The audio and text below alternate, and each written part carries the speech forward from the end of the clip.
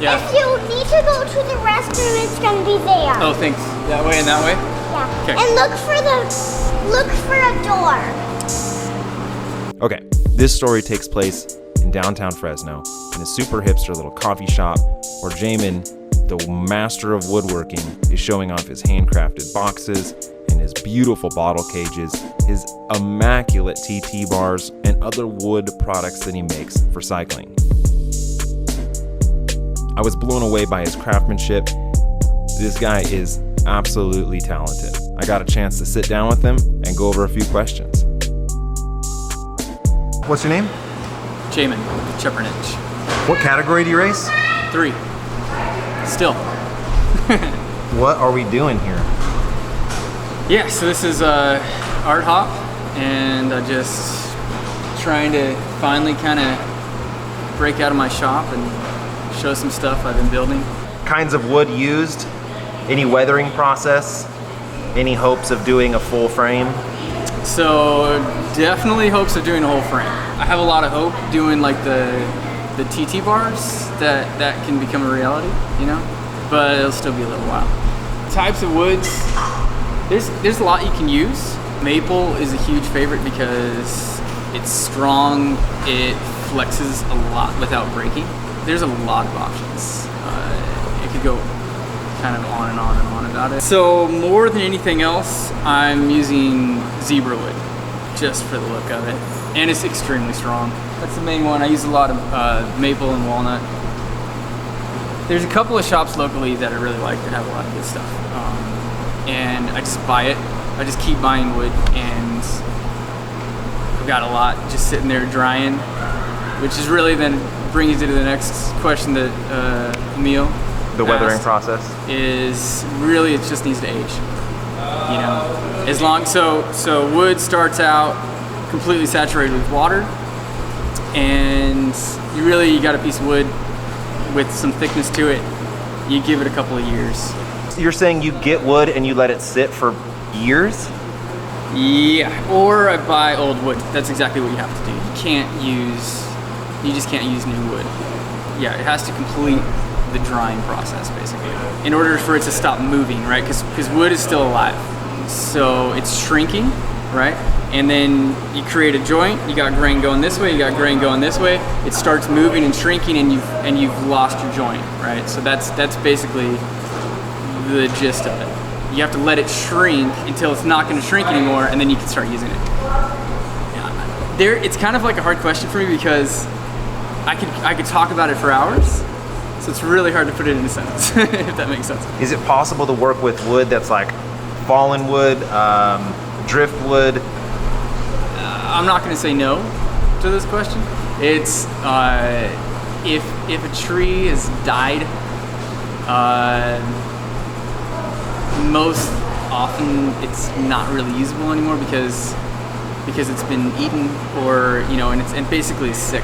One little example: there are 800-year-old pieces of oak in the water that are like parts of bridges in Venice, right?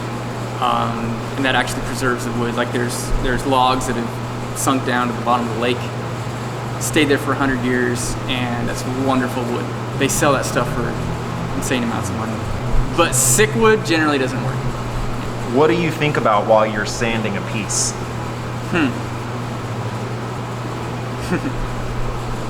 Is that rated R thoughts? Sometimes, yeah. I wonder what my neighbors think sometimes, because yeah, every now and again I'm screaming. Generally, woodworking is therapeutic for most people. Definitely for me. I lose myself. There's something majestic about wood, right? There's some depth. There's life to it, and it's mystical. This is why I've been working with wood my whole life, and why I'll never stop. Is I do lose myself in the wood. What exactly I think about? I don't know. Maybe that's the meditative part of it, right? That is also my favorite thing about cycling. When I'm on the bike, I'm free. I'm not thinking a whole lot. I always want to ride, and I think that's the reason. I'm in a comfortable I mean, as painful as it might be, in my brain, in my head, I'm in a comfortable place. When did you start doing this and why? So I started with the bike parts or accessories maybe a year ago. So generally what I do is build guitars and guitar repairs, and I've always dreamt about, I mean, for years and years and years, just about, I mean, wood bike frames. And really, you know, like I said, I want to get there. So yeah, probably about a year now. And then I kind of turned it more into this because I was just really enjoying it. Hard to sell guitars. People are loving it. So, you know, kind of go with what works, right? What's your average process for a bottle cage? Okay, so you start with the form. It's all about the form. That's already been done, that's already made. I cut out 4 or 5 pieces of carbon fiber, and that's gonna like cover the whole form, and it's just gonna be plenty. There's some waste involved. Mix epoxy all in it, fit it around the form, make sure there's no air bubbles. Take the veneer and cut out a couple of holes, right? Wrap the veneer around it. I use sheet metal, so again, the sheet metal has a couple of holes in it. I wrap the sheet metal around the form, and then it's a whole bunch of tape to get corners, to get pressure in all those little spots. It took me a while to figure out how to get good pressure everywhere, and for a long time I was doing 2 different pieces, and now I'm making them out of 1, and they're turning out pretty dope. About 2.5 hours of everything, maybe a little more with the finish, but because I suck at finishing, so I'm like always, and I'm perfectionistic about it, so. Bamboo bikes, will they ever take off? Will he ever make wooden chains? How many watts does that save? Right. I never rode a bamboo bike. I really want to. I plan on making one, although I haven't decided if I should just go with wood tubes or use bamboo. I kind of want to go with wood, you know. I don't think it's ever going to be really a carbon replacement. There's too much you can do with carbon, and if graphene takes off, right? I don't know if you've seen that stuff, but wow. Where do you make these things at? In my garage. I'm really just set up for woodworking, and since I started messing around with carbon fiber, my shop is trashed.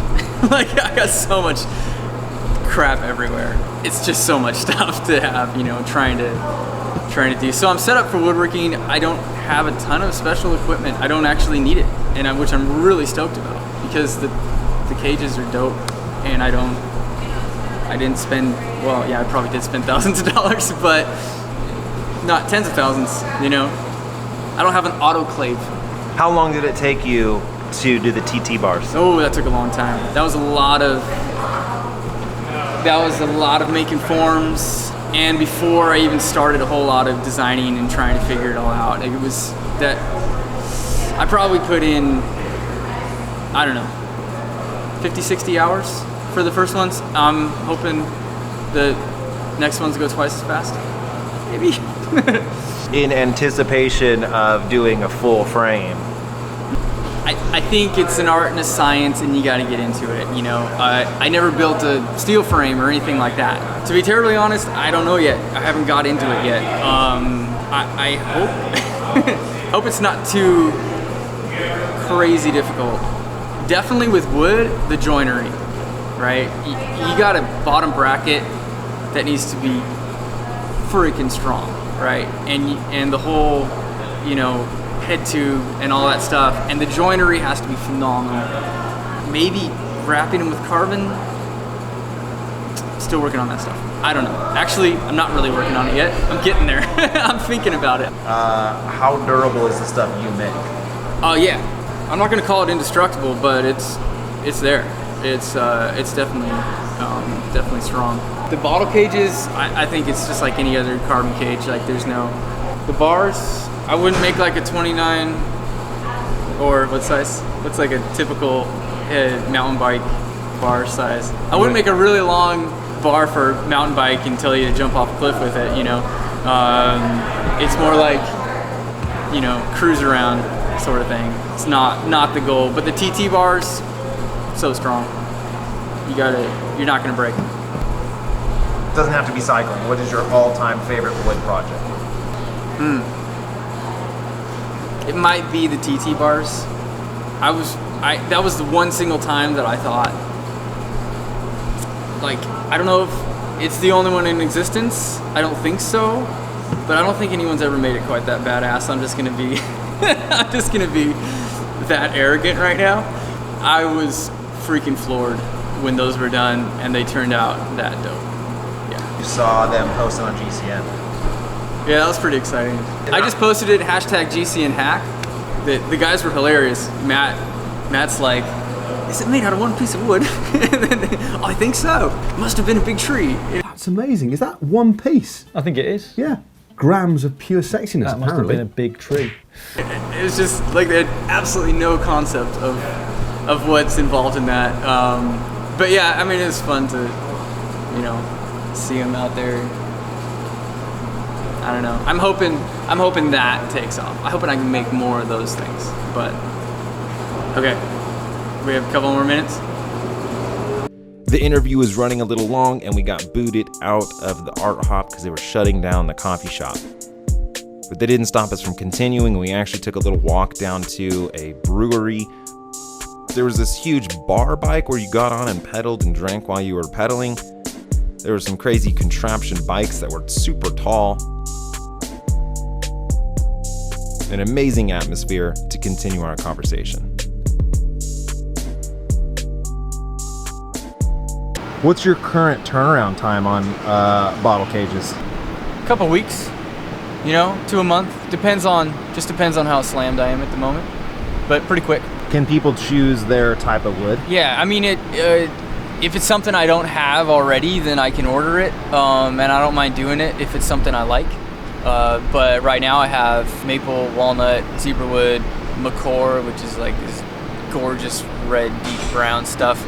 I like to also design it according to your bike. You know, if like send me a picture of your bike, and together we'll figure out what looks awesome. You know, So okay, so what's the worst splinter you've ever gotten? There's this stuff called wenge. It's like really extremely hard wood. It's just straight black, and that stuff splinters so easy, and it just. I don't have any horror stories, but yeah, I've had a million splinters. When was the first time you knew that you were really interested or connected to woodworking? My dad got me into woodworking really young. I was probably 10. And one of the first things was he got me on a lathe. So I was making like drumsticks and bats, you know, and the lathe is like still one of my favorite things to do. I don't do it very often, but it's, you have this piece of wood, and inside that wood, you can almost see something, and you just start going at it until it becomes that. And it's such a, I don't know, it's a good feeling, you know. And I think that already at a really young age, I fell in love with it. What do you do with the scrap wood? I make guitar picks.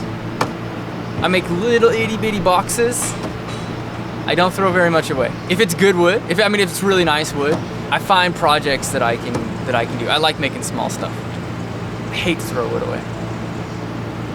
So if someone was more interested in your products, how can they find you? Yeah, for now you can find me on Facebook, and I have my guitar website and all that stuff. But yeah, I'll be on Facebook, Cambium, and. You've dumped a bunch of hours into it. You're super stoked. What's the first thing you do? Man, I probably go to bed. I deposit the check. Because it's probably 2 a.m. Because that's how I do it. I want to finish a project, you know, so I'll put in 18-hour days because I just want to finish the project. Or I get on my bike, because if I got some time off, if I gave myself some time off, because that's what I have to do, I am most at peace and myself on the bike. Jump on the bike. 10 hours on the bike, 10 hours working wood. 10 hours on the bike. Yeah, absolutely.